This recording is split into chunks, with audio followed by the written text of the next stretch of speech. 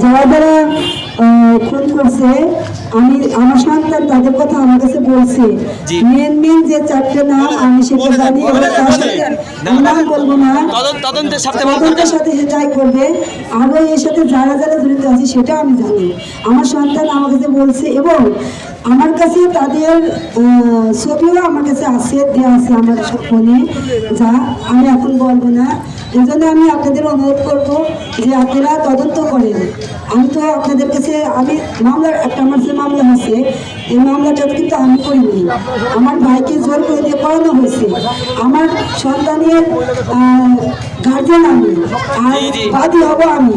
আমার ভাইকে জোর করে নিয়ে কারা বা কে এভাবে নাম দিয়ে করছে আমি জানি না, তবে তার মধ্যেও আশঙ্কিতদের নাম আছে। তবে আমি চাই যে আমার ভাইয়ের আমার সন্তানের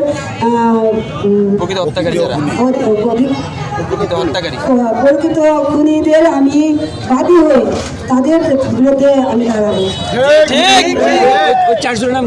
আমার চারজনের নাম আছে এবং আমি আমার সন্তান আমার কাছেই বলে গেছে, আমার কাছেই বলছে আমার সন্তান ওদের কথা। কি কারণে আপনার ছেলেকে এরকম করে হত্যা করছে আপনারা কি জানতে পারছেন? সেটা একটা পরিকল্পিতভাবে, স্বাভাবিক জিনিস নিয়ে, এটা নিয়ে একটা তুচ্ছ ঘটনা যা সবাই জানে।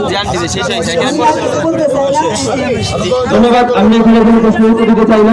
এই পর্যায়ে আমরা আমাদের মানববন্ধন শেষ করছি।